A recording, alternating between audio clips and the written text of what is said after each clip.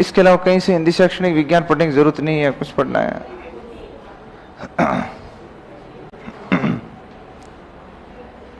तुम इतना पढ़ लोगे ना तभी न्याल कर दोगे, एहसान है मेरे ऊपर।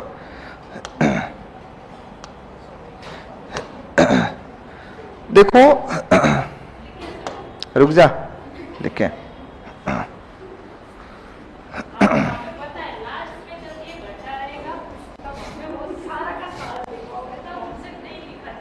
तो बेटा कोई एहसान कर रही है, मत लिख, मेरे क्या कोई जा रहा है।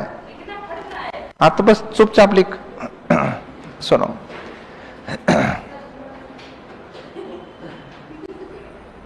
क्या हो, बता, तू बता, तेरी बात सुनी जाएगी, तुम दोनों की बात मैं सुनूंगा। एक बार सुनाओ आप।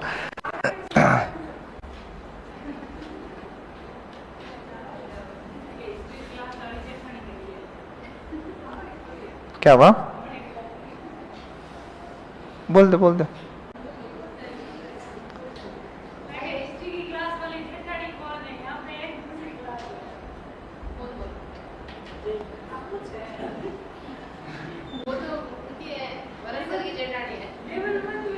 तो मैं हिस्ट्री थोड़ी पढ़ाता हूँ,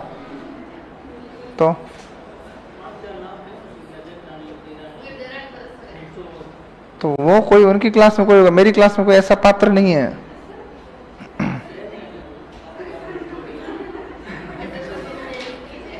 इसको एकांत में बैठाया करो। चलो अब सुनो, सारे हो गए बेटा ना, पर्यायवाची वगैरह तुम खुद पढ़ने, मैं बता दूंगा कौन कौन से पढ़ने। अब सुनो, मेथड्स कितने भी पढ़ लोगे ना, कितने भी का मतलब तुम कहीं से भी पढ़ोगे, चीजें वही है घूम के। आपको सवाल मिलाने हैं, कम से कम 1000 प्रश्नों पर अभ्यास जरूरी है।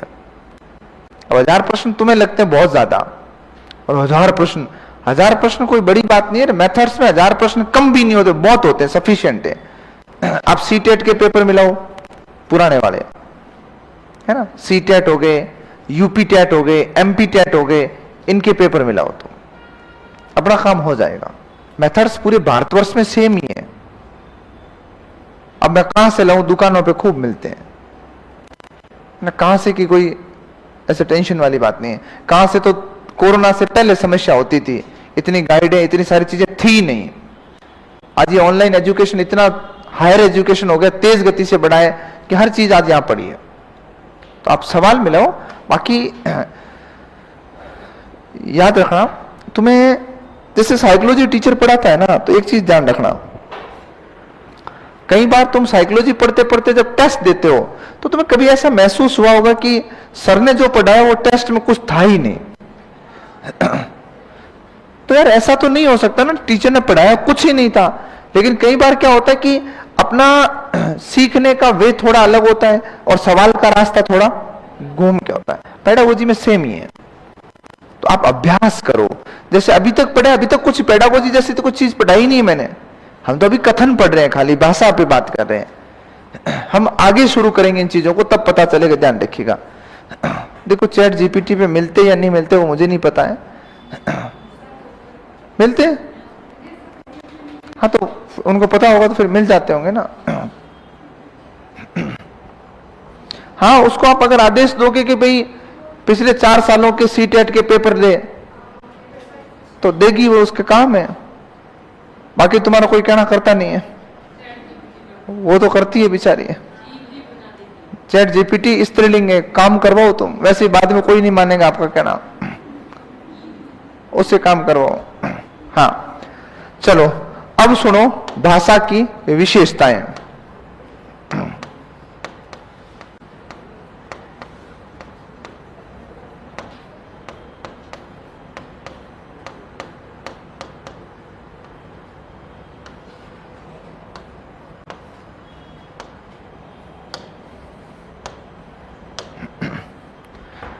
हाँ भाई, सबसे पहली बात सुनो, भाषा एक अर्जित संपत्ति है।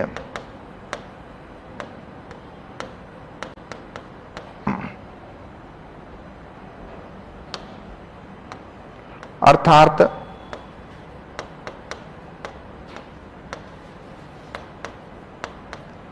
भाषा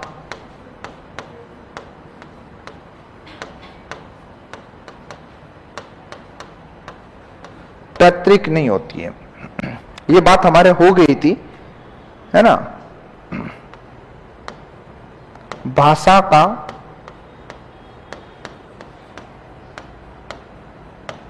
अर्जन व अधिगम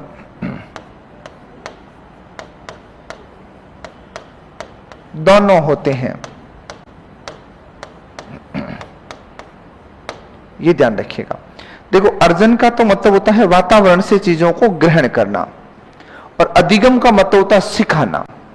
आप एक किसी निश्चित वातावरण में बैठ करके किसी निश्चित व्यक्ति से या कोई डिवाइस से कोई चीजें सीख रहे हो, उसे तो कहते हैं भाषा का अधिगम।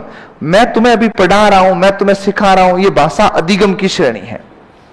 और तुमने स्कूल आने से पहले, स्कूल से जाने के बाद, इस संस्था में आने से पहले, इस संस्था से जाने के बाद जो आसपास की बातचीत में जो एडॉप्ट किया है ना सारा, उसे अर्जन कहते हैं। और भाषा का बड़ा भाग अर्जित होता है। अगर कभी किसी एग्जाम में पूछे कि भाषा का परिमार्जन यानी जो शुद्धिकरण है वो अर्जन का हिस्सा होता है या अधिगम का, तो अधिगम का हिस्सा होता है। तुमने भाषा को शुद्ध रूप में कैसे जाना? अधिगम करके सिखाया आपको, अपने वातावरण से थोड़ी अर्जित किया है, ये ध्यान रखिएगा। तीसरी बात, भाषा सामाजिक संबंधों की आधारशिला है।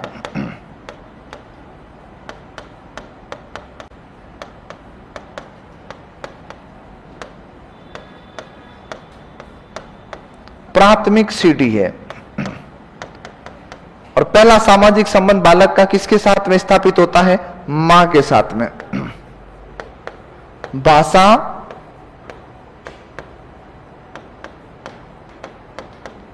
आद्योपांत प्रक्रिया है।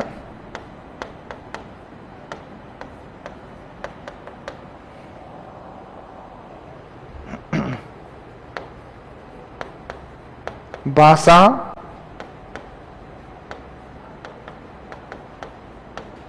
यादृच्छिक व्यवस्था है।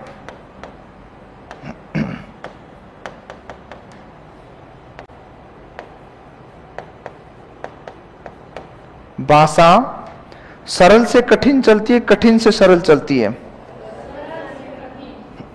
सरल से कठिन, ठीक है। भाषा में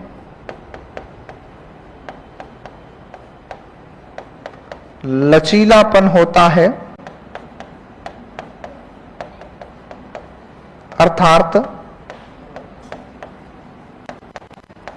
भाषा एक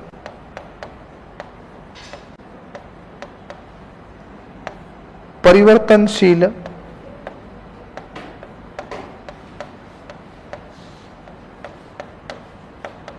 प्रक्रिया है। भाषा सतत सीखी जाने वाली प्रक्रिया है।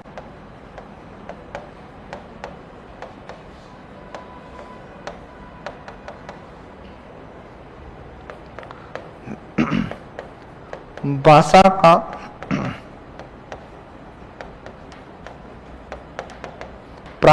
प्रधानतः प्रयोग, ये लिखाया था शायद मैंने, मौखिक है।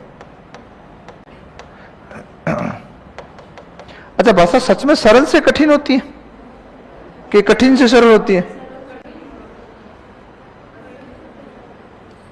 बता बेटा। सरल से कठिन ही हो। कैसे? भाषा पहले सरल, अपन छोटे-छोटे वर्ड सीखते, फिर आगे फिर बड़े-बड़े वर्ड सीखते, कठिन होते हैं। भाषा सरल से क्या चलती है? कठिन।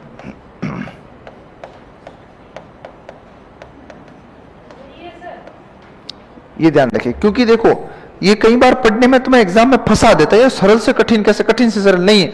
तुम जितने बड़े हुए, जैसे जैसे आगे बढ़े ना, तब तुम्हें पता है कि यार भाषा इतनी उलझी हुई चीज है क्या।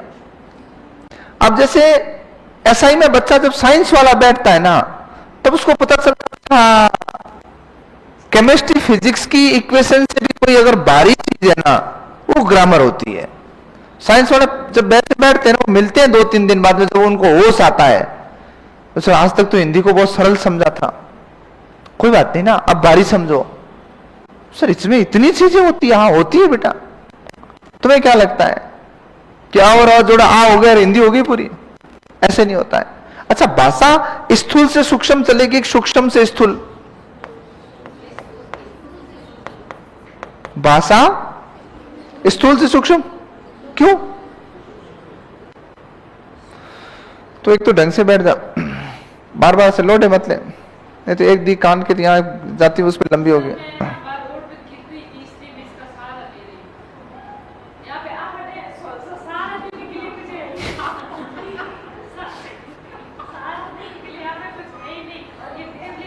मैं नहीं चाहता तो क्लास में गिरे, फिर तो नजरों में गिरे, अच्छी बात नहीं है ना। हाँ बताओ, स्थूल से सूक्ष्म कि सूक्ष्म से स्थूल? सूक्ष्म से स्थूल। अरे एक फिक्स बताओ ना, कोई गीत गा रहा हो क्या? पहले इधर से गा रहा हो, फिर ऐसे हिलोड़े देर, बता गुड़िया कैसे कैसे? रट्टे मारे हुए सबके, कारण कौन बताएगा?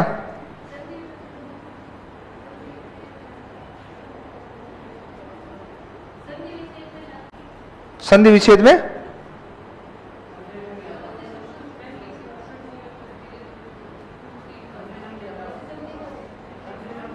संश्लेषण और विश्लेषण के आधार पर यह ध्यान रखिएगा।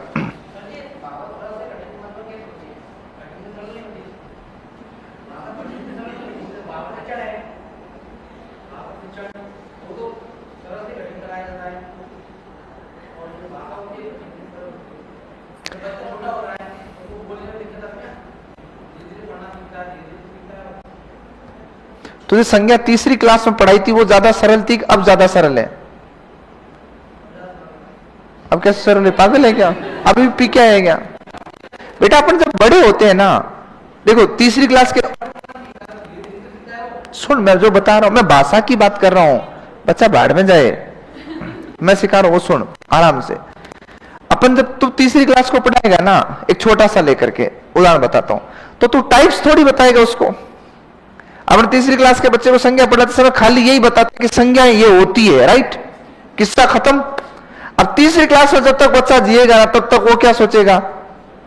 ये संज्ञा, ये संज्ञा, ये संज्ञा, ये ले याद हो गया। पांचवी क्लास में आते का लिख बेटा, संज्ञा के 3 प्रकार होते हैं, खाली प्रकार लिखा के छोड़ेंगे। छठी में आते कहेंगे व्यक्तिवाचक में आएगी और ये जातिवाचक में। 9वीं क्लास में आते कहते हैं जातिवाचक के 2 भेद, उसको लेते हैं हर साल क्या इसकी औलादे पैदा होती जा रही है। तो जैसे जैसे अपन भाषा में आगे बढ़ते हैं ना, वैसे वैसे कई सारी चीजें अपन पढ़ते हैं। अब जब अपन छोटे थे तो अपन ने क्या थी? हिंदी हमारी राष्ट्रभाषा है, राजभाषा लिखाया गया था, राइट। अब जैसे बड़े हुए तो पता चला हिंदी के अंदर 5 उपभाषाएं हैं। उससे आगे बढ़े तो पता चला 17 बोलियां हैं। उससे आगे पता चला 17 बोलियों में कितनी अनगिनत उपबोलियां हैं। तो जाल बढ़ रहा है कि घट रहा है? तो बढ़ रहा है, तो अपन उलझ रहे हैं ना। तो ये कठिनता है। अपने दिमाग में एक माइंडसेट क्या पता है कि छोटा बच्चा होता है उसके लिए लैंग्वेज कठिन होती है, बड़ा होता है तब सरल होती है। अब मैं आपसे ही जोड़ के बताता हूं, जब तुम 8वीं क्लास में थे तब तुम्हें घर वालों ने क्या कहा था? बेटा 8वीं बोर्ड है, बढ़िया मेहनत करा पर चौका नंबर लाना है। 10वीं थे तब कहा 10वीं में तो नंबर लाने हैं, बाद में मजे ही मजे। और बोला 12वीं पास कर ले। अभी भी तुम्हें लग रहा है कि मजे कहां है, पता नहीं, बाकी तुम्हारे मजे हो रहे हैं धीरे धीरे धीरे धीरे। जैसे जैसे आगे बढ़ो ना पढ़ाई के जाल में अपन उलझ रहे हैं, तो अपन सरल से कठिन क्यों आ रहे हैं भाई? 12वीं क्लास में तो लिमिटेड पार्ट थे कि बोल्शेविक क्रांति कोर्स में थी, अगर इतिहास पढ़ रहे हो तो वही पढ़नी थी। 1857 की क्रांति थी तो उतनी ही पढ़नी थी। आज राजस्थान का संपूर्ण इतिहास आना चाहिए, है ना। तो भाषा स्थूल से सूक्ष्म की ओर चलती है, सूक्ष्म से स्थूल की ओर? बताओ। चलो तुम्हारे कहने पर मैं लिख देता हूं, भाषा स्थूल से सूक्ष्म की ओर। कैसे? बता बेटा। मतलब हाँ भैया, जब तुम स्कूल गए थे ना, तब आपके पास में भाषा का एक ढेर था। तुम्हें तुम्हारा नाम बोलना आता था? पापा का, मम्मी का, आसपास की वस्तुओं के नाम बोलने आते थे? लिखना आता था क्या? नहीं आता था ना। इसका मतलब आपके पास में भाषा का ढेर था, परिमार्जित भाषा नहीं थी। मतलब स्थूल एक ढेर, और फिर आपने उसको छोटे छोटे भागों में बांटा, तो स्थूल से आप किसकी तरफ गए? सूक्ष्मता की ओर। देखो बच्चा, अपन क्या करते हैं, अपने लगता है बच्चा छोटा है, इससे पहले कैसी भाषा रही होगी, सूक्ष्म सूक्ष्म भाषा, फिर स्थूल। ना, स्थूल का मतलब होता है एक ऐसा ढेर जिसपे विश्लेषण नहीं पता होता है, ये ध्यान रखिएगा, ठीक है। तो छोटा बच्चा, हाँ मैं सारे पॉइंट समझाऊंगा, मुझे पता अभी समझाने हैं। यहां से देखो, भाषा आद्योपांत प्रक्रिया है। आद्योपांत जो शब्द है वो गुण संधि का उदाहरण है। आद्य धन उपांत, उप का मतलब होता निकट और अंत के निकट, आद्य मतलब होता आज तक। भाषा एक आद्योपांत प्रक्रिया। आद्योपांत प्रक्रिया का मतलब क्या है कि भाषा कभी ना समाप्त होने वाली बात है। भाषा का ना तो तुम्हें आदि पता, आदि माने प्रारंभ। कोई बता सकता है कि भाषा कब शुरू हुई थी? कोई अनुमान नहीं, कहीं पर नहीं लिखा हुआ है। अगर ऐसा अनुमान लगाते हैं लाखों करोड़ों वर्ष पहले किसी ने बोलनी सीखी थी, बाकी कोई मतलब नहीं है। कोई बता सकता भाषा कब समाप्त हो जाएगी? या कोई बता सकता है कि सर मैंने पूरी भाषा पढ़ लिया, सीख लिया, ऐसा कोई है क्या? तुम नित्य नूतन चीजें सीखते रहते हो। अभी हमने पहली क्लास में बात की थी, हम जोधपुर आने के बाद कितनी सारी शब्दावली सीखे हैं, मतलब शहरी वातावरण आने के बाद में। एक शहर का आदमी जब गांव के वातावरण में जाता है तो गांव की खूब सारी शब्दावलियां सीखता है। तो भाषा एक आद्योपांत प्रक्रिया का तात्पर्य है, भाषा का ना तो अंत पता है ना प्रारंभ पता है। भाषा यादृच्छिक व्यवस्था है। हम वैचारिक रूप से समान है, लेकिन उच्चारण के रूप से भिन्न भिन्न है। हम एक ही चीज को अलग अलग तरीके से उच्चारित करते हैं। जैसे अपन पानी पीते हैं, अगर कोई संस्कृत बोलता तो जलपान करता है, और कोई अंग्रेजी बोल रहा तो वो वाटर शब्द का प्रयोग करता है। यादृच्छिक का मतलब होता है हम एक तो अलग अलग भाषा में अलग अलग तरीके से विचारों को समान रूप से लाते हैं। दूसरा क्या होता है, एक शब्द के कितने सारे पर्यायवाची है, खूब सारे हैं। तो पर्यायवाची बनाए क्यों? प्रयोग के लिए। रात की जगह रात आता, रात्रि की जगह रात्रि आता है, निशा की जगह निशा आता, पानी की जगह पानी आता, जल की जगह जल आता है, जबकि है तो जल और पानी दोनों एक ही। ये ध्यान रखिएगा। भाषा में लचीलापन होता है, यानी भाषा तो बदलती है, 2 कोस पर पानी और 4 कोस पर वाणी बदलती है। भाषा सतत सीखी जाने वाली प्रक्रिया है। भाषा को तुम ताउम्र सीख सकते हो, कहीं जाओगे वहां भाषा सीखनी पड़ेगी, ये ध्यान रखिएगा। भाषा का प्रधानतः प्रयोग मौखिक होता है, ये बाकी दोनों चीज आपको मैंने बता दी। चलो लिखो इसको, फिर आपको करवाता हूं सिद्धांत और सूत्र, और फिर लिखाता हूं आगे की बातें। हाँ बेटा, पीएसआई कोचिंग कर रखी है तो फिर पढ़ो आराम से, व्याकरण में तो कोई दिक्कत ही नहीं है।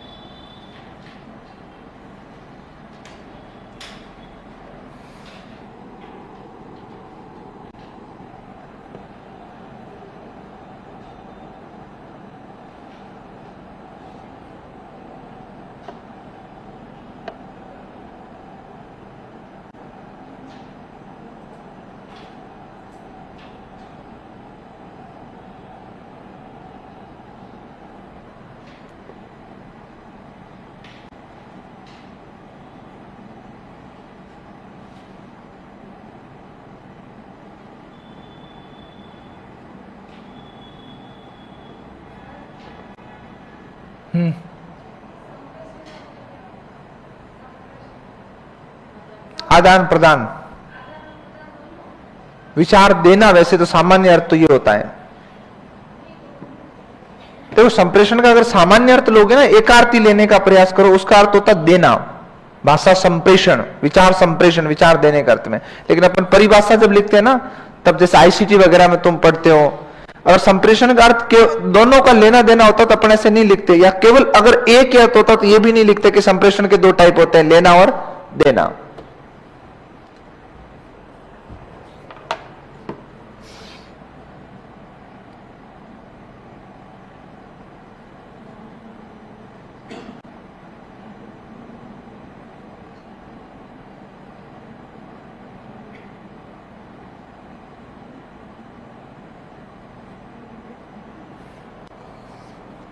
बाकी सामान्य जहां कहीं लिखोगे आदान प्रदान ही होगा,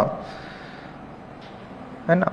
और अगर सीधा शाब्दिक अर्थ निकालोगे तो केवल देने के अर्थ में।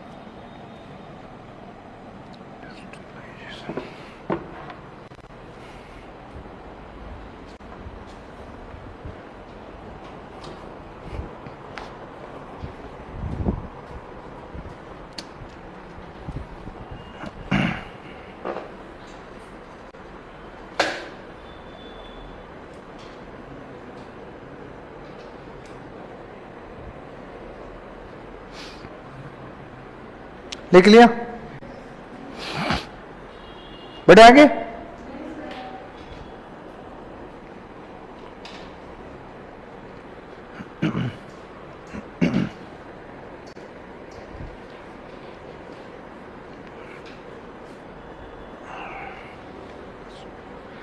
इंडस्ट्रियलाइजेशन, औद्योगिकीकरण के अर्थ में आता है बेटा।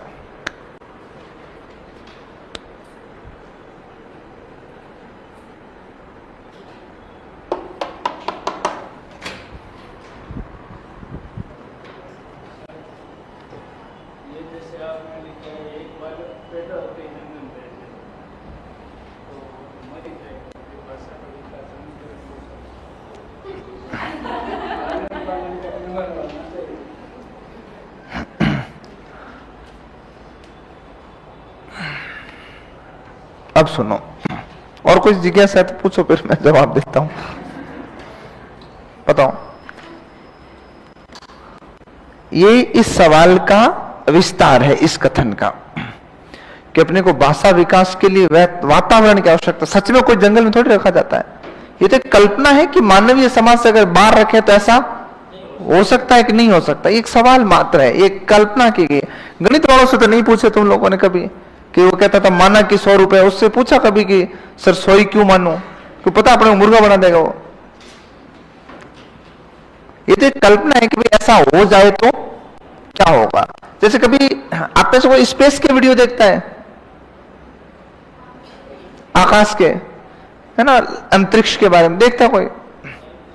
कोई नहीं देखते होगा वीडियो, एक देखती बस। कुछ नहीं, तू रहने दे, तेरे काम की बात नहीं है। हाँ बेटा, तेरे से धरती की बातें बस की नहीं है, तो मैं आसमान की बातें कर रहा हूं, तू रहने दे। अपन जब स्पेस के वीडियो देखते हैं ना, तो कितने सारे सवाल आते हैं मन में। जैसे एक कॉमन सा सवाल शायद हर वो व्यक्ति सोचता है कि यार मिसाइल में डायरेक्शन का ऐसा क्या मतलब, विज्ञान इतनी क्या फास्ट है कि यहां से मिसाइल जाती है अंतरिक्ष में, सीधा जाके स्पेस स्टेशन पर ही रुकती है, गलती से साइड में नहीं जाती है। और जब स्पेस स्टेशन पे जाते हैं या चांद पे कोई आदमी जाता है, तो चांद पे जब व्यक्ति गए थे तो पृथ्वी तो साइड में थी, पूरा यूं गोला दिखाई देता है। और वो जो वापस पृथ्वी की तरफ आ रहे, गलती से पृथ्वी की साइड से नीचे उतर जाते तो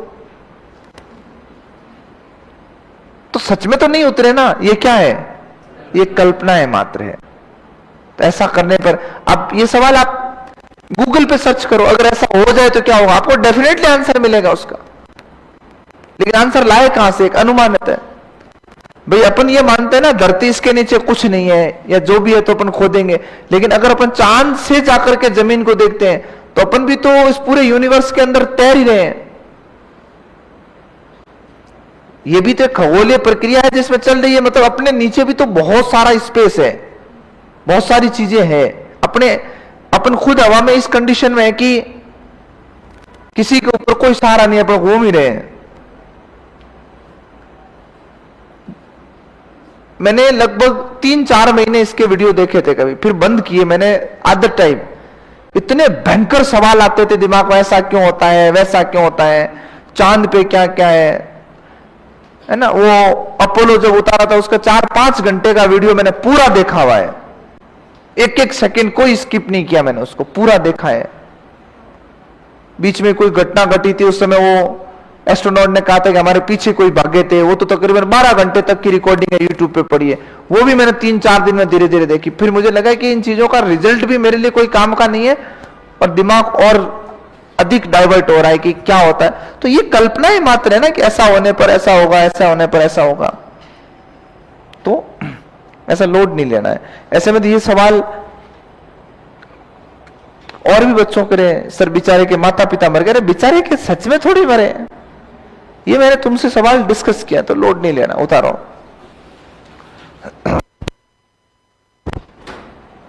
कर दिया बेटा चेंज, लिख।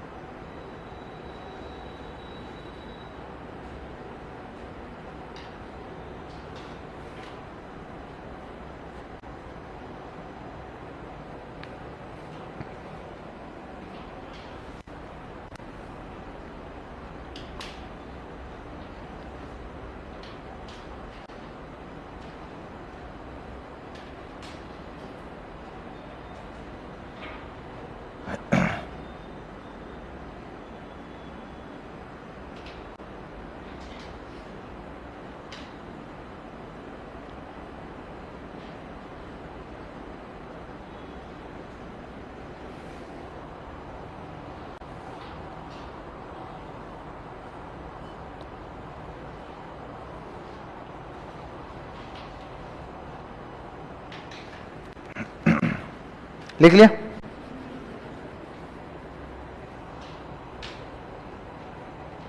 नौ बज चुके हैं घड़ी में, लिखो फटाफट, रात हो गई है।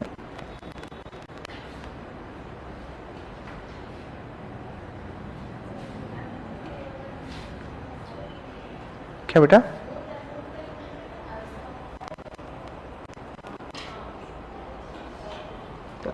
मूर्त अमूर्त में कल्पना विकास की आयु या 3 से 4 शब्दों का अनुकरण। हाँ, यहाँ 3.5 वर्ष है, 3 से 1/2।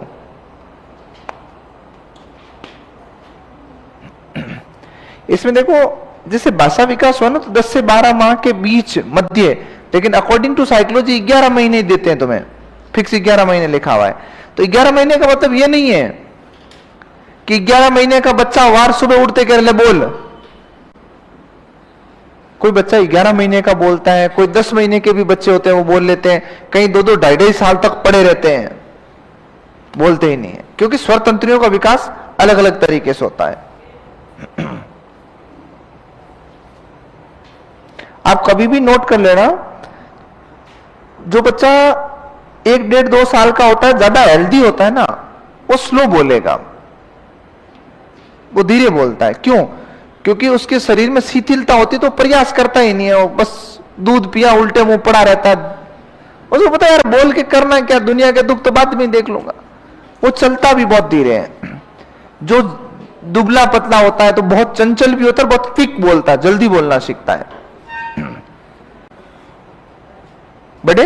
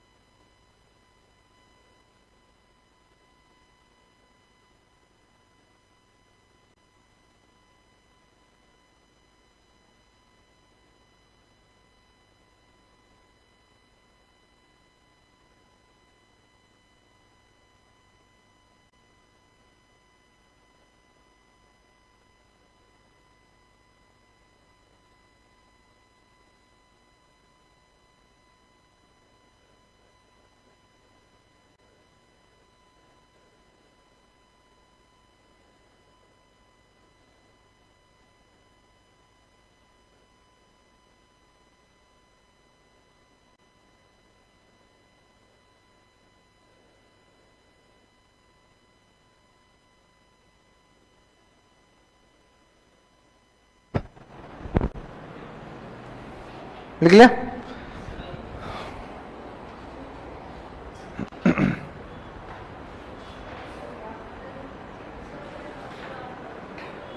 यादृच्छिक का मतलब होता है एक शब्द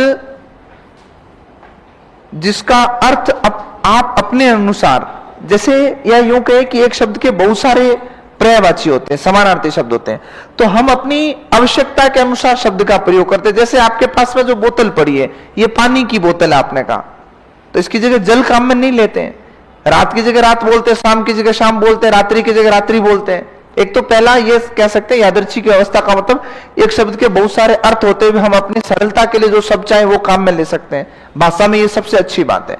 दूसरा, इसका सामान्य अर्थ ये बताया जाता है कि अलग अलग भाषा के भाषी क्षेत्र के लोग जो लोग होते हैं ना, वो बात अलग भाषा में कहते हैं, लेकिन वैचारिक बात क्या है, जो विचार मेरे हैं किसी को लेकर के, वो आपकी उच्चारण शैली अलग हो सकती है। मैंने पानी को पानी कहा, किसी ने जल कहा, किसी ने वाटर कहा, वो वाली बात है। बाकी यादृच्छिक का मूल अर्थ तो होता है एक शब्द जिसके कई सारे समानार्थी होते हैं, लेकिन हम अपनी सहजता के लिए जो चाहे वो काम में ले सकते हैं, अर्थ वही निकलता है। बड़े हो गया? अब सुनो भाषा शिक्षण के सूत्र व सिद्धांत। ये छोटा सा पोर्शन है, फिर अपन उद्देश्य पढ़ेंगे। सबसे पहली बात बताऊं, इनके जो सवाल बनेंगे ना सूत्र के, ये एज इट इज क्वेश्चन पूछते हैं। रीट में भी आया था अभी, उससे पहले सेकंड ग्रेड में भी आया था कि कौन सा भाषा शिक्षण का सूत्र है और कौन सा नहीं है। ठीक है, अब अच्छे से लेकर के सुनना बात को।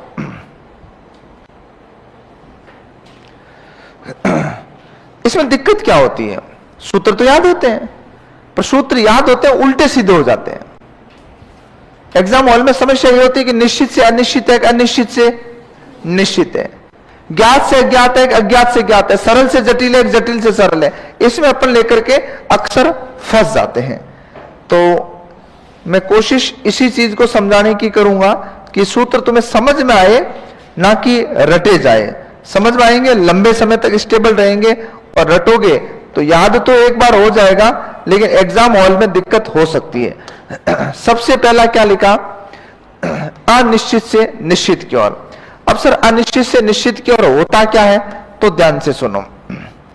आप जब स्कूल गए थे तब आपको जो शब्दावली आ रही थी बोलने, क्या वो आपके मस्तिष्क में स्टेबल थी क्या? अरे स्थायी थी कि नहीं थी, ये बताओ। आपको सब कुछ चीजें व्यवस्थित आती थी? नहीं आती थी। लेकिन जब स्कूल गए, काफी समय तक अभ्यास किया, तो बहुत सारी अनिश्चितताओं को हमने क्या करना सीखा? निश्चित। यहां भी इसी कक्षा में भी तुम्हारे अनिश्चित से निश्चित की ओर का सूत्र लागू हुआ है। अब कई बच्चों को लगता है यहां कैसे हुआ? यहां हुआ है, जैसे मैंने तुम्हें शब्द शुद्धि पढ़ाया। क्या पढ़ाया? शब्द शुद्धि। तो मैंने कई सारी तुम्हारी अनिश्चितताओं को निश्चित किया है।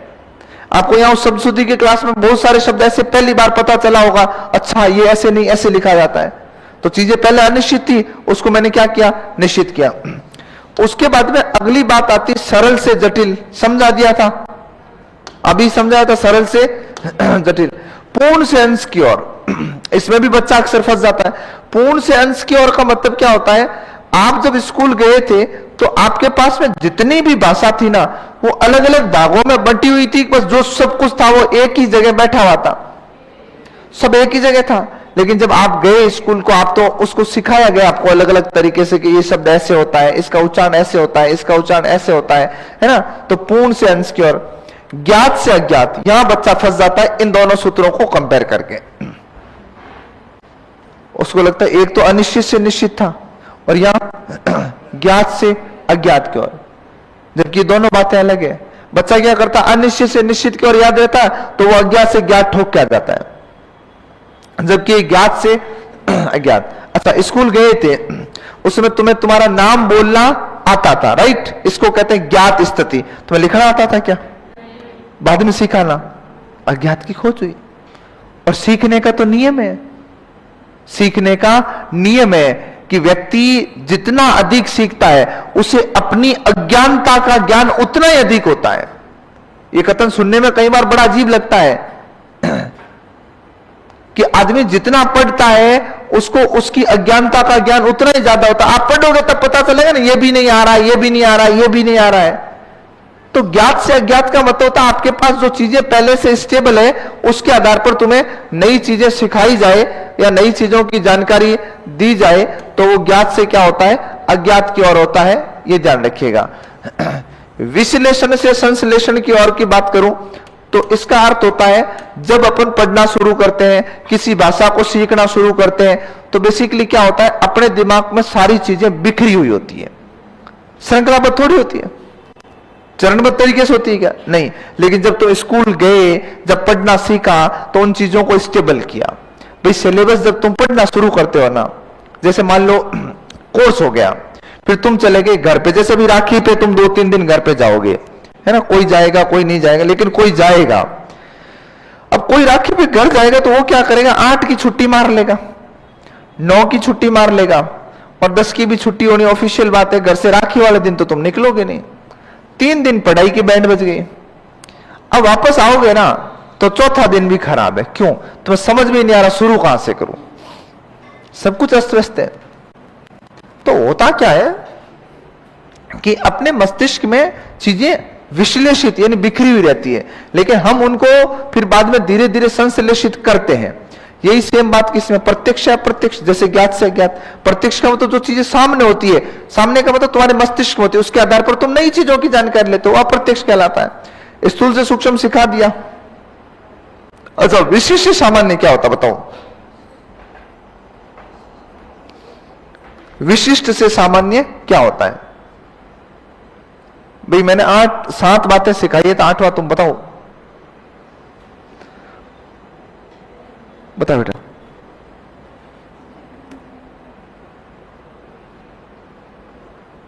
बता। हाँ तो बता।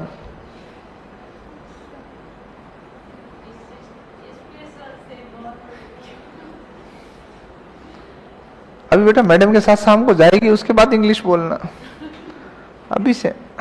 हाँ बताओ, मुझे उदाहरण देख के समझा।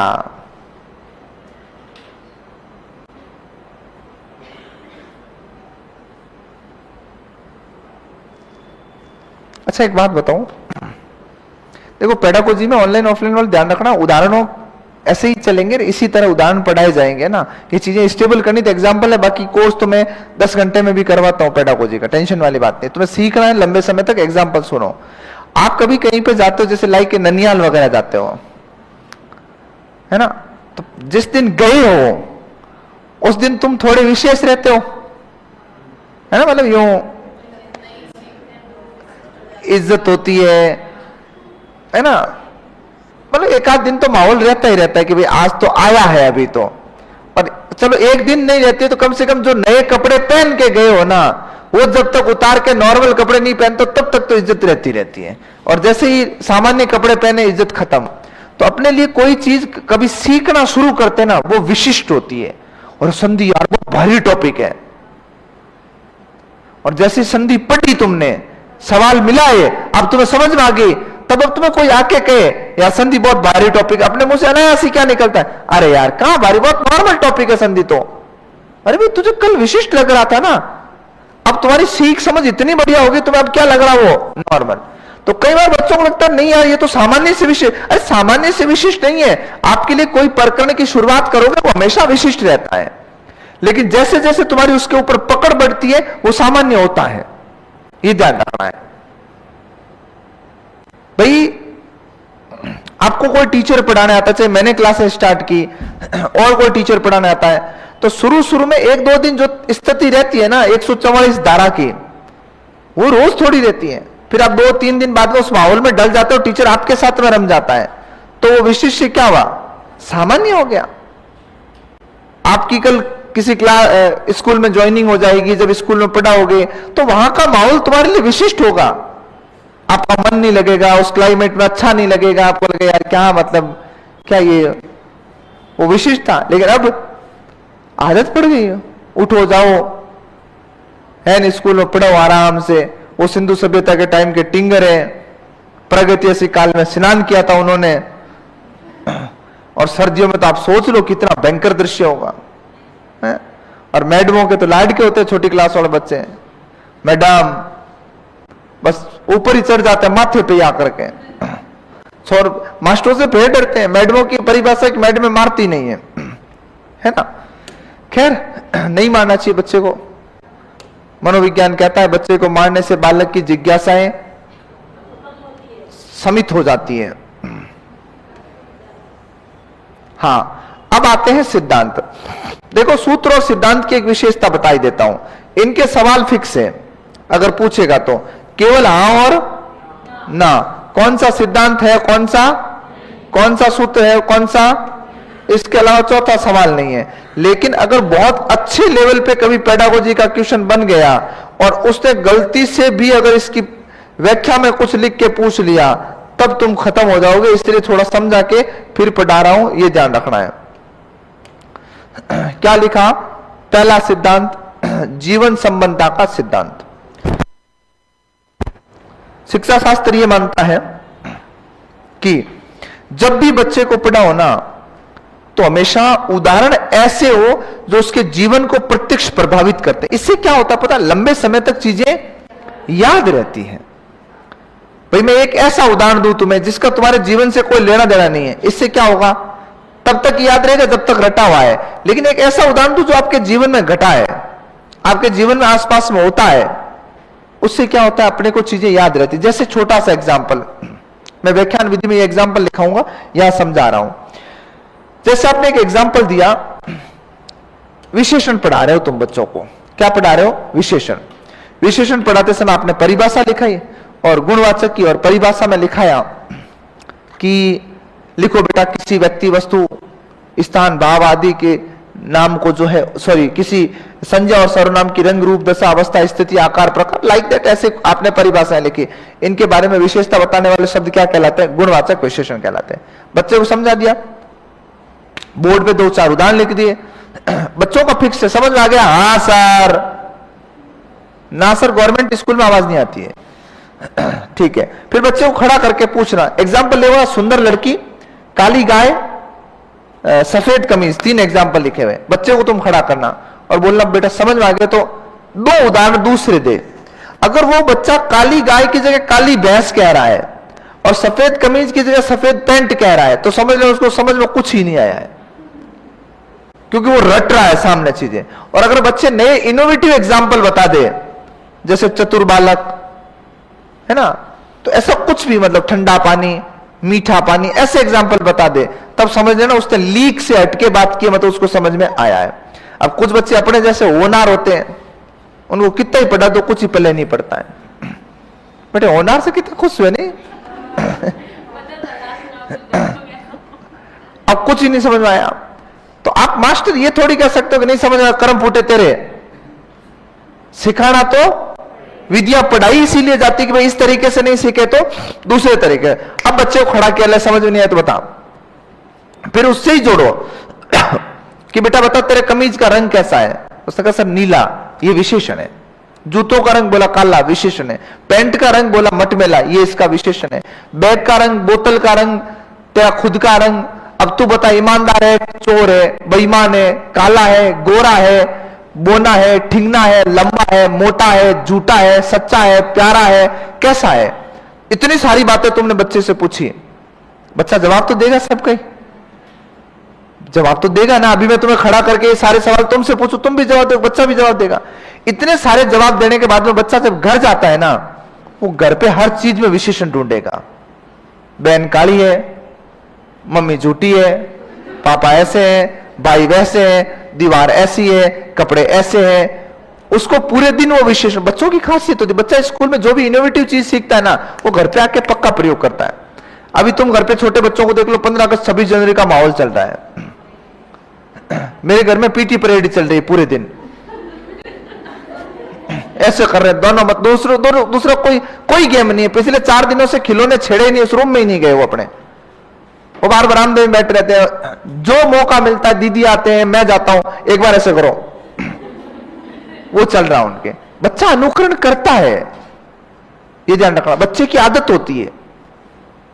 जैसे 15 अगस्त 26 जनवरी, अभी उन्होंने पीटी परेड देखे तो वही कर रहे हैं। मान लो कई बच्चे क्या होते हैं सांस्कृतिक प्रोग्राम देखते हैं, तो फिर वो मोहल्ले में बच्चों को इकट्ठा करेंगे, बारी बारी से एक एक खड़ा होगा, आकर के कोई भाषण दे रहा है, कोई कुछ ही कर रहा है, कोई कुछ ही कर रहा है। बच्चे खेती करते हुए देखते हैं, अपन खेती के गेम खेलते थे। तो बच्चा जब विशेषणों में यह हालत करेगा, मतलब ऐसे पढ़ाओगे ना, तो बच्चा हर चीज में विशेषण ढूंढेगा। और मैं तो कई बार मजाक में कहता भी हूं बच्चों को कि विशेषण उसके इतना स्टेबल हो जाएगा ना कि जब वो मरेगा ना, तब भी एक बार तो उसकी लाश भी बोलेगी कि कफन सफेद है, गुणवाचक विशेषण है, मैं तो जा रहा हूं, लिख लो तुम। अरे जीवन संबंधता से चीजें स्टेबल होती है, ये ध्यान रखना। दूसरा आता है पाठ विभाजन। हाँ कोई नहीं, दूसरा क्या आता है? पाठ विभाजन। तो पाठ विभाजन का मतलब होता है और चयन का सिद्धांत। तो इसमें दो चीजें ध्यान रखना। अपने टाइम में क्या होता था, टीचर क्लास आता था, कक्षा में आकर के क्या पूछता था, छोरो बताओ रे कहां पढ़ रहे हैं? तो फिर आपने घर जाके पाठ पढ़ा ही नहीं, तुम बच्चों से पूछ रहे हो। मतलब एक तो आपको पहले से कक्षा में जाने से पहले ये चीजें पता होनी चाहिए कि कक्षा में आज पढ़ाना क्या है। फर्स्ट प्रायोरिटी पे यही होना चाहिए, क्योंकि अगर तुम ऐसा पता करके जाओगे तो तुम पढ़ के जाओगे, पढ़ के जाओगे तो कुछ अच्छे एग्जाम्पल बना के जाओगे जिससे तुम्हें चीजें समझाने में सरलता रहे। उसके बाद है विभाजन का सिद्धांत। एक पाठ को एक दिन में कभी नहीं पढ़ाना है। अपने वाले खड़े करके 3-3 पाठ रेल देते थे, एक तो पढ़ ले खत्म, ऐसे नहीं होता, पॉसिबल ही नहीं है। एक पाठ को पार्ट्स में पढ़ाए, ये ध्यान रखिएगा। उसके बाद में आता है स्वाभाविकता का सिद्धांत। मैंने तुम्हें कल या परसों की क्लास में एक बात कही थी, मौलिक रहिएगा। लास्ट क्लास में शनिवार कोई बात हुई थी। अब किसी के जैसे मत रहो। आप बच्चे को यह मत कहो कि तुझे अब्दुल कलाम बनना है, आप बच्चे को यह मत कहो तुझे विवेकानंद बनना है। तुम ये कहो कि अब्दुल कलाम ऐसा कर सकते तो तू भी ऐसा कर सकता है। इस बात पे अगर तुम कह रहे हो तुझे अब्दुल कलाम बनना, तो उसका डायरेक्शन इतना ही है, बस खत्म है खेल उसका। मेंटल ओपिनियन अपना अच्छा होना चाहिए। अपन बात को गलत रिप्रेजेंट कर रहे हैं। आज भी मैं कई लोगों से सुनता हूं, तुम्हें कलाम बनना, क्यों बनना कलाम? भाई कलाम बन गए, एक ही कलाम बनेगा भारतवर्ष में। आप ये सोचो कि कलाम ऐसा कर सकते थे तो तुम भी कर सकते हो, विवेकानंद ऐसा कर सकते हैं तो तुम भी ऐसा कर सकते हो। आप बच्चे को काम करने के लिए मोटिवेट कीजिएगा। अगर तुम कह रहे हो तुम्हें कलाम बनना, तो अपने एक विचारधारा उसके ऊपर थोप दी, गलत हो तुम। हो सकता कोई आदमी किसी से बेहतर भी हो, मैं किसी के जैसा क्यों बनूं? मुझे नहीं बनना किसी के जैसा। तो आप अपनी मेंटेलिटी ऐसी रखिएगा, आप अपने बच्चों की मेंटेलिटी ऐसी रखिएगा स्कूल के अंदर कि बच्चा कभी ये नहीं कहे। एक सचिन तेंदुलकर का पहले एक एड आता था, मुझे याद नहीं है किसका विज्ञापन देते थे वो, शायद साबुन का, इवन किसी, बहुत पहले की बात बता रहा हूं। उसमें एक बच्चा बोलता मुझे सचिन तेंदुलकर जैसा बनना है, तो उसमें सचिन उसको कहता वापस तुझे सचिन तेंदुलकर जैसा नहीं बनना है, क्योंकि भारत में सचिन तेंदुलकर है, तुझे उससे बेहतर बनना है। आप बच्चे को किस वे में ले जा रहे हो उस पर डिपेंड करता, तो मौलिक रह के पढ़ाइएगा। क्रियाशीलता और मानसिक सक्रियता का सिद्धांत अपन कक्षा में पढ़ाते हैं। आपको याद है टीचर अपने को पाठ पढ़ाते समय क्या कहता था? उंगली घुमाते रहना, नहीं तो पूछ लो लकट पढ़ाऊं। और टीचर बीच में पूछ लेता था, कहां बता। और आज तक कभी ऐसा नहीं हुआ मास्टर ने पूछा जिस लड़के से उसने बताया हो, वो उसी को पकड़ता था जिसको पता। और उसकी उंगली सबसे तेज चलती थी किताब के अंदर। क्यों? वो ढूंढने की कोशिश कर रहा, आवाज आ कहां से रही है, शब्द कहां है। मास्टर होता भाई, ये चीजें उसको पहले से पता होती है। आज तक तुमने कभी नोट किया जिससे क्वेश्चन पूछा गया ना, उस बच्चे ने कभी जवाब नहीं दिया स्कूल में? कभी भी देख लेना। हाँ, अगर मास्टर किसी को मारने मोड़ने के मूड में नहीं और उसको लगता ठीक है, तो फिर वो उसी से पूछता था, हाँ ले बेटा बता दे। बाकी उस बच्चे को कभी जिंदगी में जवाब आया ही नहीं जो ऐसे ऊपर मुंह करके ऐसे होटे लाता था। वो ऐसे शो करता था कि मैं याद कर रहा हूं, जबकि वो याद भगवान को कर रहा है। ये भगवान आज बचा लेना, मैं कल पढ़ लूंगा। और मास्टर कह ले बेटा खड़ा हो, खत्म। तो जो अपने को टीचर कहता था ना कि तू उंगली रखना, उस पर ध्यान रखना, वो होता है मानसिक सक्रियता या क्रियाशीलता का सिद्धांत।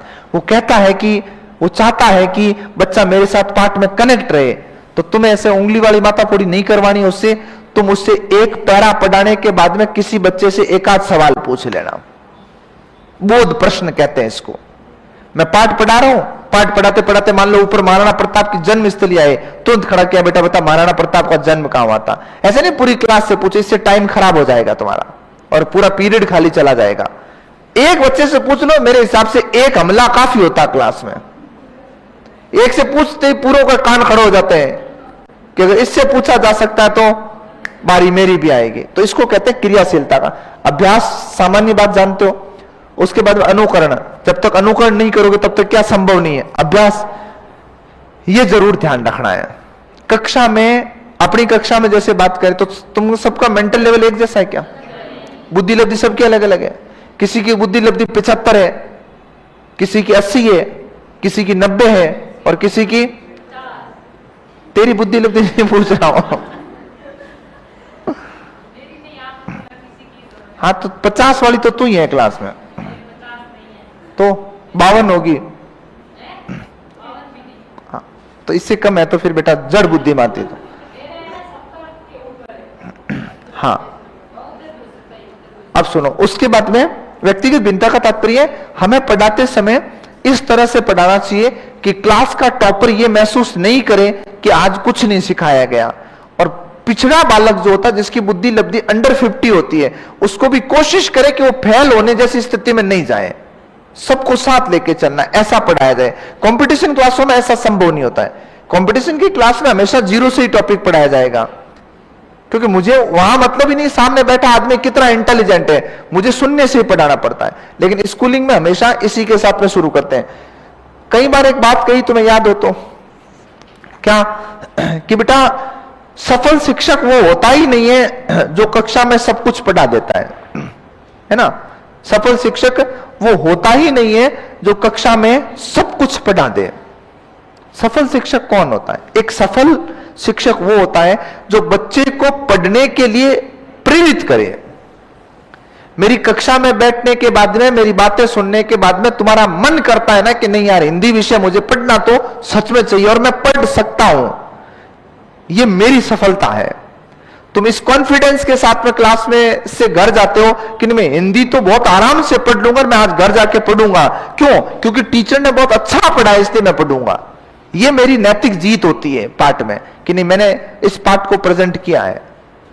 विषय में रुचि उत्पन्न होना और नहीं होना केवल एक ही आदमी पर डिपेंड करता है, टीचर पर। वो जितना अच्छा पढ़ाएगा अपना इंटरेस्ट डेवलप उतना अधिक होगा, वो जितना घटिया पढ़ाएगा हमारा इंटरेस्ट उतना ही उस पर जीरो होगा, मतलब माइनस में जाएंगे। तो उसके बाद में बात करें तो बाल केंद्रित शिक्षा का सिद्धांत, ये तो तुम्हें भली बात ही पता है। बाल केंद्रित शिक्षा क्या होती है क्या नहीं होती है कि नहीं पता है? बाल केंद्रित शिक्षा का तात्पर्य होता है एक ऐसा शिक्षण करवाया जाए जिसमें बालक केंद्र होना चाहिए, दूरी होना चाहिए, शिक्षक आश्रित शिक्षा नहीं दी जाए। मैं पढ़ा रहा हूं स्कूल में, बच्चों से एक भी सवाल नहीं पूछा तो बच्चे क्या, बच्चे को लग रहा है ठीक है सर सिर्फ पढ़ाते हैं, लेकिन हम उस क्लास में हमेशा एक्टिवेट रहते जो कभी भी खड़ा करके सवाल पूछ देता, लखड़ा बता। और अपने जीवन में एक आध कक्षा में एक टीचर ऐसा पक्का मिला होगा आपको, कोई भी लेकर। कंपटीशन में संभव ही नहीं होता है, और कंपटीशन में इस तरीके को मैं मानता भी गलत हूं। कंपटीशन क्लासों में कहां तक तुम सवाल पूछोगे भाई? हमारे पास लिमिटेड टाइम है पढ़ने का, तुम किस किस से सवाल पूछोगे? इसका कोई मतलब नहीं है ना। तो ये लेकर के याद रखना है। नियोजन का सिद्धांत, नियोजन का मतलब होता है पाठ को तैयार करके जाइएगा। कई बार बच्चे आपसे भी तेज होते हैं। उसने, आपने 2 उदाहरण दिए, उसने कहा सर एक और उदाहरण दो, और सर को तो 2 ही उदाहरण याद है जो किताब में लिखे हुए, तीसरे में सर खुद माथा कुरेद रहे हैं। याद रखना, एक बालक का आस्थावादी दृष्टिकोण अगर आपके विपरीत चला गया ना, उस दिन तुम खत्म हो। ये ध्यान रख लेना। बच्चे का जब तक टीचर के ऊपर भरोसा होता है ना, बच्चा टीचर से आगे अपने पेरेंट्स को भी नहीं मानता है। बच्चा शिक्षक को सब कुछ मानता है छोटी कक्षाओं का। मैंने शायद तुम्हें कभी बताया हो, है ना। जैसे ये क्या लिखे हुए, 67 लिखा हुआ है।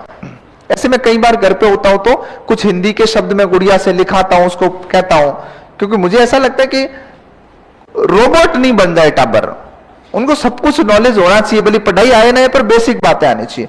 तो मैंने उससे कहा था कभी कि बेटा 67 लिख। बोला है, मैंने है नहीं 67 लिखना है। बोले ये क्या होता है? मैंने नंबर्स होते हैं बेटा। बोला कोई नंबर नहीं होते 67, आप यूं झूठ बोल रहे हो। तो फिर मैंने लिख के दिया। बोला ये 67 थोड़ी है, ये 67 है, सीख लो। आपको खुद को आता ही नहीं है। तो इसका मतलब क्या हुआ, उसका टीचर के प्रति कितना पॉजिटिव दृष्टिकोण है। और हमारे उसके के थोड़ी पढ़ाई की लेकर के बड़ी दिक्कत है, उसको सब अच्छा लगता है सिवाय पढ़ाई के। मेरे से बहुत अच्छी बॉन्डिंग होते है, उसमें हमारे दोनों के बीच फ्रिक्शन का सबसे मोटा कारण होता है कि मैं खेलते खेलते बीच में पूछ लेता हूं, बेटा आज पढ़ी कि नहीं पढ़ी? खत्म है। मैं एक बार स्कूल से लेकर, उसका वीडियो मेरे सोशल मीडिया पे भी डाला हुआ है, तो मैं स्कूल से लेके आ रहा था उसको, तो मैंने उससे से पूछ लिया, मैं स्कूल में कैसा क्या लग रहा है? बोला रोज आप मुझे परेशान करते रहते हो, स्कूल में तू पढ़े कि नहीं पढ़े, पलान टेकड़ो था नहीं पाची स्कूल घालता हूं जी, स्कूल पे जाओ थे जाओ पाचा स्कूल। उसका वीडियो मेरे सोशल मीडिया में डाला हुआ अभी पड़ा था। तो उसको लेके लगता है जैसे मैं तुम्हें कहता हूं ना, मैं संडे को क्यों आऊं, तुम भी आओ, उसके यही लगता है, उसको ये लगता है इसके मजे है, आराम से जाता है, बच्चों को पढ़ाता है, वो मास्टरों को, टीचर्स उसको पढ़ाता है, उसको क्या लगता है कि मास्टर जीते किसी के मजे नहीं। स्कूल टाइम में अपने को भी लगता था, है ना, आज भी तुम्हें कभी कभी ऐसा लग जाता है। मैं कभी घर पे ऐसे पढ़ता हूं तो वो पूछती है, थे तो कहो मैं तो सर हूं फिर क्यों पढ़ो। उसको टेंशन है यार, ये पहले कभी तो कहता मैं सर हूं और खुद किताबें लेके बैठे पढ़ रहा है। क्या पढ़ रहे हो? मैं अभी बीच में लिटरेचर की किताब में कुछ करेक्शन कर रहा था, अभी नई वाली सेकंड ग्रेड भर्ती के लिए, तो ऐसे गोले घुमा रहा था, आई ऐसे देखा, के गोला घुमाओ, नहीं पढ़ना तो किताब बंद कर दो, टाइम पास क्यों करो? मैंने बेटा गलतियां है तो गलत किताब लाया ही क्यों? तो बच्चों का लेके ये चीजें रहती है, और बच्चों ने तुमसे सवाल किया और तुमने जवाब नहीं दिया ना, एक बार दो बार कितनी बार। यहां पर भी तुम टीचर से कभी सवाल पूछते हो, वो आपको एक बार इग्नोर करे, दो बार इग्नोर करे, आपको पता है कि वहां तक सवाल गया है, और फिर भी इग्नोर करे, या आपसे बदतमीजी से बात करे, या आपके साथ में रूड बिहेवियर करे, आपकी इज्जत उतार दे, तो लास्ट में आपको क्या लगता है पता है? एक बच्चे को, किसको अगर जवाब आता ना पहली बार में दे देता। और इस बात को मैं आपका समर्थन भी करता हूं। खीसिया नहीं बिल्ली खंबा नोचे, ये यथार्थ है। जब आप मुझे बार बार सवाल पूछ रहे हो, मुझे बार बार नहीं आ रहा, फिर मेरे को गुस्सा आता है, फिर मैं कहूंगा खड़ी कल पढ़ा उसके याद किया कि नहीं किया, तुझे कितना आता, मैंने कॉपी में लिखा रखा, देख लेना, क्या पूछ रही मुझसे। इसका मतलब मामला उधर खराब नहीं, मुझे उतना ही आ रहा जितना मैं घर से रट के आता हूं, बस इससे ज्यादा राम नाम सत्य है, कुछ ही नहीं आता मुझे। और ये चीजें कुछ ही बच्चों को समझ में आती, कभी कभी ऐसा होता है अक्सर क्लासों के अंदर, है ना। किसी को कई बार क्या होता है कि मेंढक को भैंस बता दी जाती है कि मेंढक नहीं है, ये भैंस है, उसमें हवा भर दी गई है, था तो मेंढक ही वो। और आप टीचर बनने जा रहे हो ना, तो यहां से कई सारी चीजें तुम सच में सीख के जाने वाले हो, खाली तुम सिलेबस नहीं सीखोगे। और ये पेडागोजी पढ़ने के बाद में अभी तुम्हें कई मास्टर दिमाग में घूमेंगे, हाँ उस क्लास में ऐसा हुआ था, हाँ इसका मतलब मामला वहां खराब है। मैं तो खुल के बोलता हूं, खराब है तो है, रटी हुई चीजें हैं, मतलब जो भी कर रहा है उसके उतना ही याद है जितना उसको रटा गया है, बाकी राम नाम सत्य कुछ ही नहीं है। क्या हुआ? देखो मैं कक्षा में आकर के ये चिल्लाना शुरू कर दूं ना कि मैं तुम्हें बाहर फेंक दूंगा, ठोकूंगा, चोरो ध्यान रखना, चूंचा नहीं करना, तुमने किया भी तो नहीं ना पहले। इसका मतलब मैं तुम्हें डरा देता हूं। ये साइकोलॉजिकल सिद्धांत, आप किसी पे हावी होना चाहते हो ना तो पहले चिल्लाओ, ताकि अगला क्या कर जाता है, शांत हो जाता है, उसको लगता है बुलंद हो रहे, इसे माथा ही नहीं लगाना है, इतनी एनर्जी है अपने तो कभी नहीं करना। शिक्षक की सबसे अच्छी विशेषता होती है धैर्य। पेशेंस, इतना कूल होना चाहिए। जैसे कई बार होता है ना, बच्चों के कार्ड छीन लेते हैं, मतलब यहां पर भी जब्त कर लेते हैं, करते हैं, मैनेजमेंट की मजबूरी, नहीं करे तो बच्चे मानते नहीं है। पर मैं सच बताऊं ना, मैं उस चीज का भी विरोधी हूं। यार बच्चे गलती नहीं करेंगे तो कौन करेंगे बताओ? हैं? बच्चे हैं, कर दी तो कर दी, कोई बात नहीं, ठीक है, डांट के बिठा दो। लेकिन कई बार बच्चे सच में हद से पार हो जाते हैं, तब कार्ड लिए जाते हैं। तो मैं इस बात को भी मानता हूं, ठीक है, टाबर गलती हो गई तो हो गई, और टाबर की आपको नहीं समझ में आता है, नहीं समझ में आता। पर मैं तो इस चीज का भी पक्षधर नहीं हूं। भाई तुम जहां बैठे हो ना, अगर मुझे भी वहां बैठा थे, मुझे भी खुरापात ही सूझेगी, उम्र मायने नहीं रखती है। काम से जी चुराना, जहां चीजें नहीं करनी, भारत में 99% गाड़ियां वहां छोड़ी जाती है जहां नो पार्किंग का बोर्ड है। हम उस भारत में रहते हैं। दीवार पर अगर किसी ने लिख दिया ना कि यहां टॉयलेट करना मना है, तो मना को हटा देंगे बाटे से।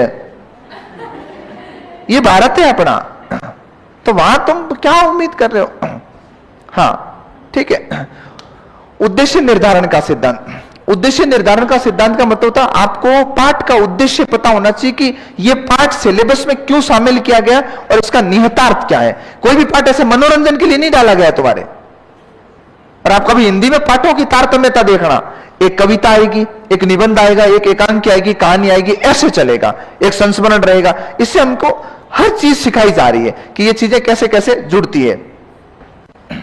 कक्षा में तुम्हारे लिए कोई फेवरेटिज्म चीज जैसी चीज नहीं होनी चाहिए। तुम्हारा कोई प्रिय नहीं है कक्षा में, तुम्हारा किसी से कोई राग द्वेष नहीं है, तुम्हारे लिए कोई अति प्रिय नहीं है। जनतंत्रीय व्यवहार का मतलब है मेरे लिए तुम सब बराबर हो। मेरे लिए लड़का उतना ही महत्व रखता जितनी लड़की महत्व रखती। मेरे लिए मेरे पड़ोस से आने वाला लड़का भी उतना ही महत्व रखता जितना बहुत दूर से आने वाला रखता है। मेरे लिए वो लड़का भी इतना ही महत्व रखता है जो फर्स्ट आने वाला रखता है, वो ही लास्ट आने वाला रखता है। मेरे लिए तुम विद्यार्थी हो, कोई मतलब नहीं है। लेकिन अपने परिवेश की मेंटेलिटी है ऐसी, हम ऐसी चीजें सोचते भी है, हम ऐसा भेदभाव भी करते हैं। और कई बार मैंने कंपटीशन की क्लासों में तो देखा है, जो बागी टाइप का लड़का होता है ना, सच बोलने की हिम्मत रखता कंपटीशन की क्लास के अंदर टीचर के सामने कि सर यहां पर आप गलती कर रहे हो, उस लड़के को कई टीचरों को मैंने देखा है उसके कंधे पे हाथ रख करके टोपी पहना देते हैं उसको कि ये बागी तेवर है, इसको ही बस, बाकी किस्सा खत्म। आंदोलन का नेतृत्व अपने हाथ में, आंदोलन समाप्त, वेले जले की सहायक संधि लागू हो जाती है। कभी नहीं करना है, इससे बच्चे आपके प्रति नकारात्मक होते हैं। उसके दिमाग में क्या आएगा? सर ओ खास है, इसका मतलब ये खास है, मतलब तुम खास नहीं हो। इसका मतलब तुम्हारे मन में कुछ ना कुछ रूढ़ बातें मेरे लिए दौड़ती रहेगी, दौड़ती रहेगी। तुम मेरी क्लास में जब पढ़ोगे ना, तब आपको बहुत बुरा लगेगा। और जब मेरे फेवरेटिज्म जैसी चीज होगी तो मैं पढ़ाऊंगा, तब नाम भी किसका लूंगा? इसका लूंगा। उदाहरण भी किसको दूंगा? इसको दूंगा।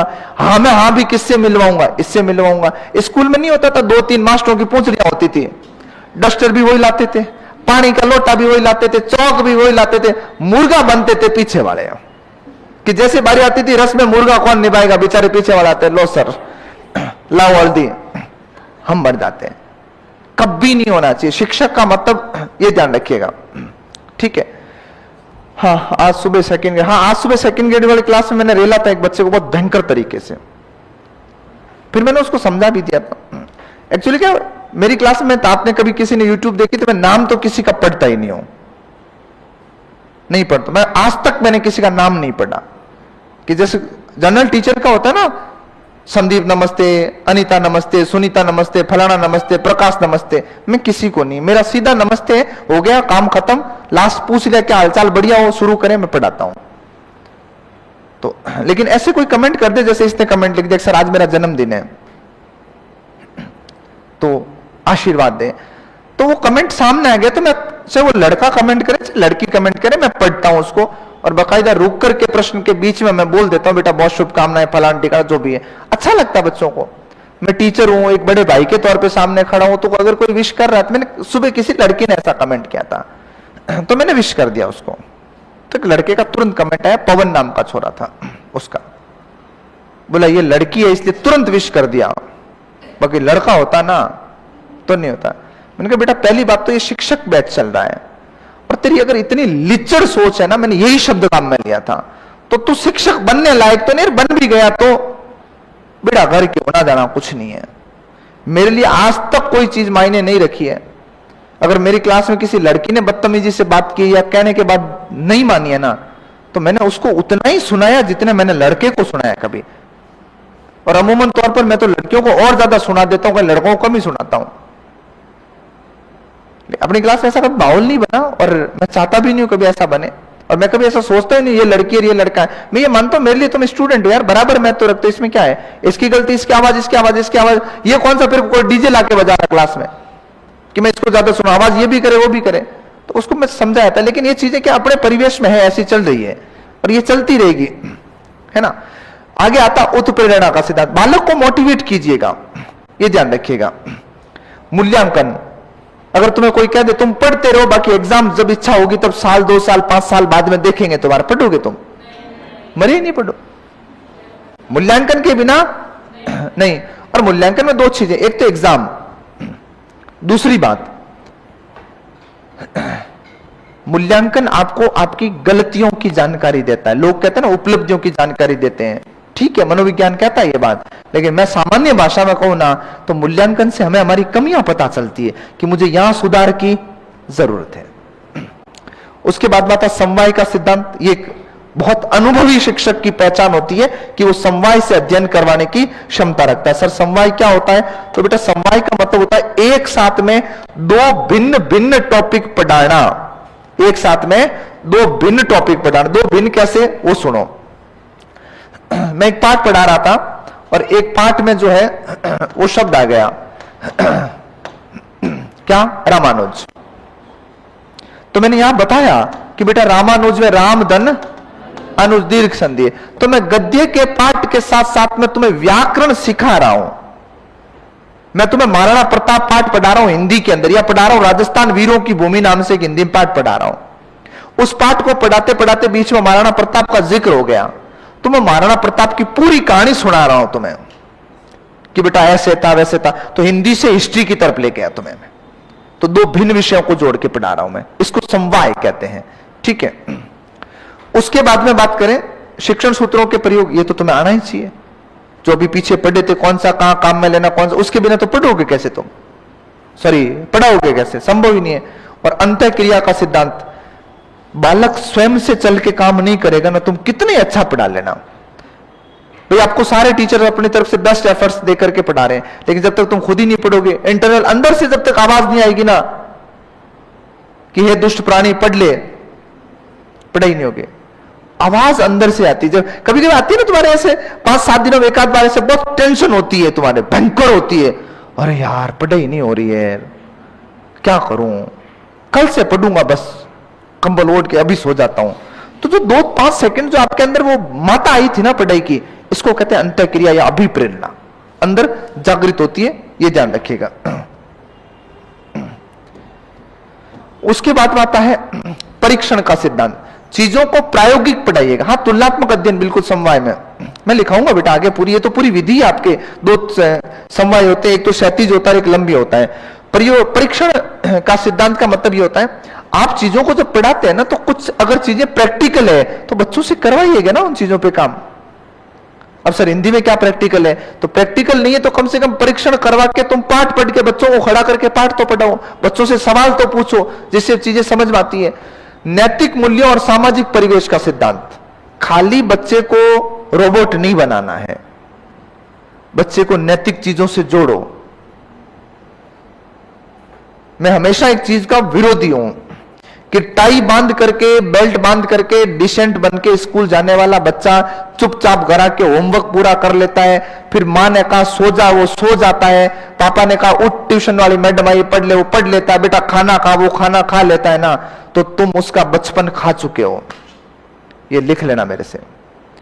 एक बार कहने से बच्चा बाथरूम में चला जाए नहाने के लिए, इसका मतलब उसे बहुत ढंग से डराया धमकाया गया है।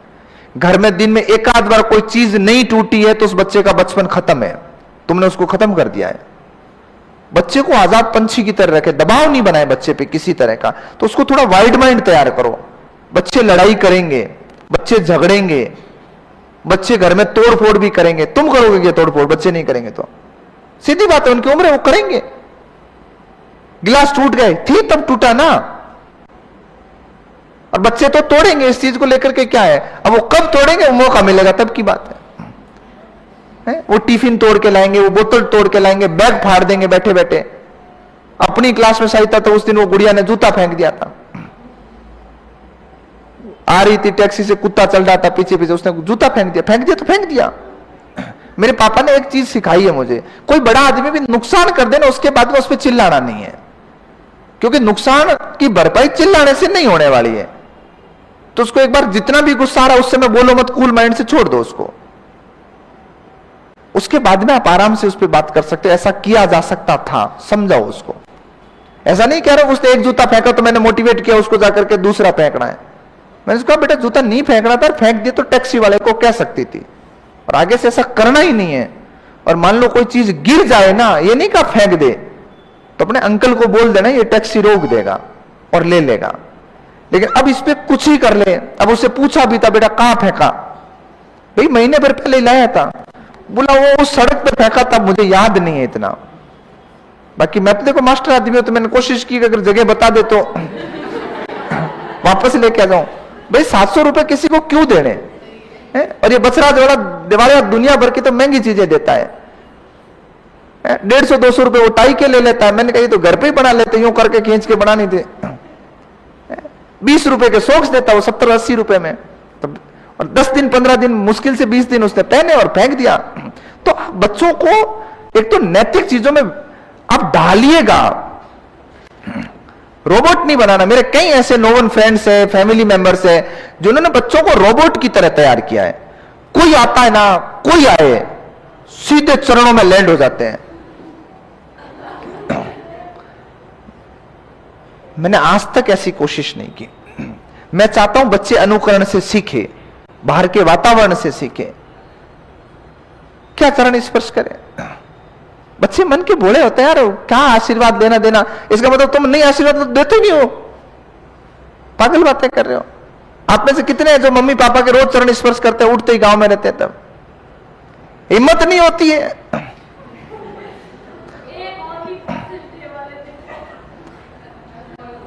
अरे गांव में हिम्मत ही नहीं होती है, तो इसका मतलब क्या मां बाप आशीर्वाद नहीं देते अपने को? देते हैं। या अपन चरण स्पर्श नहीं करते, मान सम्मान नहीं करते, अपने वाले कूट के मान सम्मान ले लेते हैं, क्या ले तेरा बाप हूं तेरा। ऐसा नहीं होता है। बच्चों पे किसी प्रकार का प्रेशर नहीं बनाए, पर बच्चों को रोबोट मत बनाओ। आज के परिवेश में सबसे ज्यादा है वो कितना शांत रहता है। ये गांव में भी बड़ी गंदी परिभाषा है कि उसके बच्चे बहुत सीधे हैं, इसका मतलब उन बच्चों को घर में ढंग से कूटा जाता है। बच्चा अगर किसी शादी समारोह में जा रहा है तो वापस शाम तक अपनी मां के साथ आए, तब मां उसको कूटते हुए घर में नहीं लाए ना, तो बच्चा है ही नहीं। यूं लाना चाहिए घसीटते हुए, बड़ आगे से नहीं ले जाऊंगी, ये कंडीशन है ना, तब बच्चे का बचपन जीवित है। तुम्हें क्या लगता, तुम लड़ाई करोगे टेंट में जाके वहां, है ना? तो बच्चों को नैतिक और सामाजिक मूल्यों से अवगत करवाएं, पर उसको रोबोट नहीं बनाएं, उसको मशीन नहीं बनाएं। बच्चा सीखेगा। तुम नमस्कार कितने दिन करवा दोगे? तुम मंदिर कितने दिन ले जाओगे? बच्चा घर में देख के भी तो सीखता है ना। वो तुमसे ज्यादा चीजें वो अपने दादा से सीख लेता है, सबसे ज्यादा चीजें वो बुजुर्ग से सीखता घर में, जबकि बुजुर्ग कभी दबाव नहीं बनाता है। इसका मतलब आदमी पोलाइटली सिखाए ना, जल्दी सीखता है। टिंगर की आदत होती है, जैसे उसको पता चलता है ना मुझे सिखाया जा रहा है, पक जाएगा। स्कूल जाने से पहले नॉर्मली घर में कोई पढ़ा लिखा होता है तो बच्चे को, जैसे छोटा सा उदाहरण दूं, अपन शरीर के अंगों के नाम उसको इंग्लिश में सिखाते हैं, है ना? बेटा गाल को ये बोलते हैं, ठोडी को ये बोलते हैं, माथे को ये बोलते हैं, बाल को। बच्चा सीखता है और ढंग से सीखता। तुम पढ़ते हो, अभी मान लो कोई घर में रह के यहां पढ़ रहा है, या घर जाते हो जब तुम पढ़ते हो, तो बच्चा क्या करता है, जब तुम पढ़ रहे होते हो ना, वो तुम्हारे पास आकर के पेन कॉपी छीनेगा, है ना? कहेगा मुझे भी दे, मैं पढ़ूंगा, फिर यूं खंजर टाइप पेन पकड़ के यूं यूं यूं करता है। तब तुम्हें लगता है ना यार बेटा जब उम्र होगी ना तब पता चलेगा। लेकिन जैसे ही वो स्कूल जाता है ना, तब उसको कहो। घर में कभी रात को कई कई बार क्या होता है, दिन में बच्चे सोते हैं लेट, तो 6-7 बजे भी उठेंगे तो फिर उनको कैसे सुलाना है? पॉसिबल नहीं है। मुझे सोना होता है 11-12 बजे के आसपास में, तब कई बार वो आतंकी 12 बजे तक नहीं सोते, तो सीधा है मेरा। छोरे को तो कोई फर्क ही नहीं पड़ता पढ़ने का, बोलो उसको क्या तो पढ़ना है, वो मेरे कमरे में चला जाएगा, जहां मैं बैठ के पढ़ता हूँ, हाँ चलो फिर आज पढ़ते हैं। उसको पता क्या कर लेगा पढ़ा के, क्या पढ़े, मुझे कुछ आए तो पढ़ाए। तो वो तो उल्टी सीधी कॉपी लेके बैठ जाएगा, लो बताओ चित्र बनाओ मेरे, तो बैठ गए। छोरी को पता ये कुछ ना कुछ तो पढ़ा देगा। तो जैसे कहते ले बेटा जैसी नींद तो आ नहीं रही है, आज अपन रूम में चलते पढ़ते हैं, इतना बोलने से पहले कंबल ओढ़ लेती है। टिंगर को जैसे ही पता चलता है सिखाया जा रहा है। छोटी बच्चियों की विशेष, जैसे लड़कियों की बात करें, अब वो घर में जब गेम खेलती है, आपने बचपन में किया है, तो उसके गेम क्या है? वो खाना बनाएगी, वो चाय पिला रही है, ऐसे ट्रे लेके वो कप लेके घूम रही है, चाय पी ले। मैं उसको कहता हूं बेटा जिस दिन उम्र हो जाएगी ना तेरी की, कभी उम्मीद करेंगे चाय बनाएंगे, उस दिन तेरे कभी होमवर्क होगा, कभी माथा दुखेगा। तो बच्चों को सिखाना जब शुरू करेंगे तब दिक्कत होती है। सहसंबंध यानी समवाय, चीजों को जोड़ के पढ़ाइएगा और चीजों को प्रयोगवादी दृष्टिकोण से पढ़ाइएगा, लंबे समय तक चीजें स्टेबल रहती है। उतारो भाषा शिक्षण के सूत्र और सिद्धांत हेडिंग डाल के। कक्षाओं का क्या सीन है? 24 से 27 की सिर्फ आपकी कक्षा का। बेटा मैं पता करवाऊंगा ना इसका, अगर कुछ दिक्कत हुई है तो।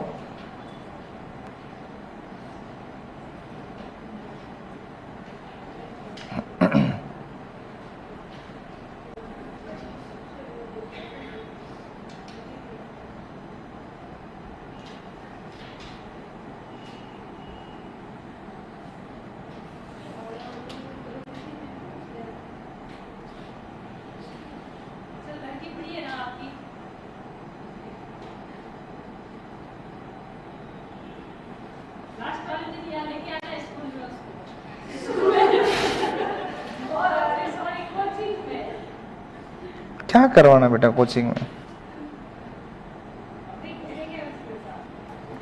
वो कोई नहीं कह कि वो तेरे जैसी अपॉइंट है, फिर फालतू ऐसे जट्टे पकड़ के बैठोगी तुम तो अब मैं किसका पक्ष लूं बता? तेरा पक्ष लूं तो मुझे घर जाना है, और उसका लूं तो ये क्या बोलेंगे, अच्छा अपनी बेटी का पक्ष ले रहे हैं। समस्या है ना। और दो पागल एक साथ में से लड़ेंगे तो कुछ भी हो सकता है।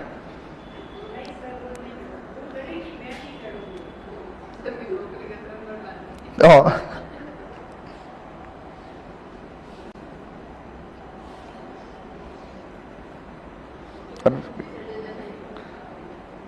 मेरे बच्चों को क्या लाड प्यार कम ही आता, वो फिर फटाफट बहुत जल्दी कर देते हैं, उनमें पेशेंस इतना ही है। बड़े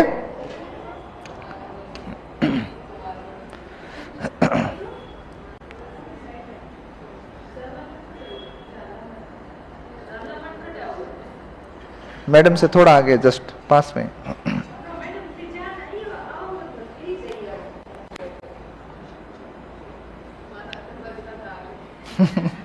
फिर वहां फिर फाइटिंग होगी।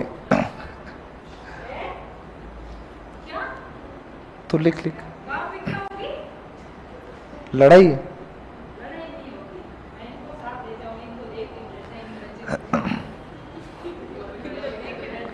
इनको तो फिर ही कुछ नहीं कहेंगे, ऐसे तू चलेगी तो तू ही लगेगी, उनको लगे गोट यही आई है इसी को कूटो। इनका तो फिर भी मान सम्मान रख लेंगे कि भाई चलो ऐसे आती रहती है घर में। ऐसे लड़कियां टाइप में कोई आती है तो उनको लगता है ये कुछ कहेगी नहीं। और क्या उन बच्चों में आदत पड़ी हुई लाड प्यार, वो 5-7 मिनट का ही है, फिर कहना नहीं मानते, धड़ाधड़ आक्रमण शुरू है उनका। उनको लगता है भाई जब तुम घर पे ही आए हो, किसी काम के नहीं हो, तो फिर क्या मतलब है? हाँ वेलकम। थोड़ी देर कोशिश करते हैं कि भाई बाहर चलो कुछ लेके आते हैं, अगर तुम एग्री होते हो तो ठीक है, और बाहर चल नहीं रहे हो, कुछ ला नहीं रहे हो, तो फिर तुम निकलो, फिर यहाँ क्या कर रहे हो?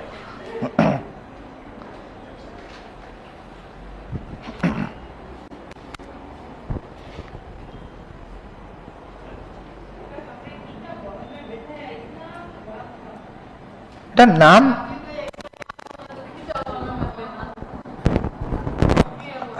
अपनी तो क्लास एक्स्ट्रा लग के आपको तो कहीं पढ़ा सकते हैं। 2.5 बच्चे गीता भवन की जरूरत है।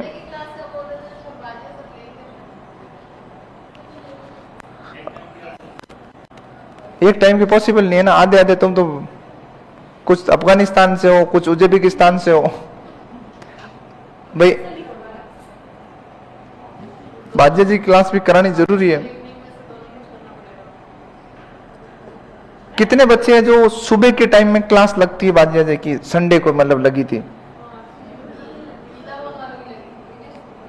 अच्छा 50। हाँ नहीं, उनकी जरूरी है, फिर वो उनके छुट्टियां पूरी हो जाएगी, उनके ले रखी है तो दिक्कत ही होगी। कोई नहीं, देखेंगे, नहीं होगा तो फिर 11-12 को और पढ़ेंगे, और क्या है। ऐसे टॉपिक लास्ट में खींच दूंगा, मान लो कोई राखी के बाद नहीं भी आए तो फैक्चुअल सीधे भी पढ़ सकता है। विद्या पूरी करवा दूंगा, उपागम पूरे करवा दूंगा, बाकी चीजें रख लेंगे पीछे।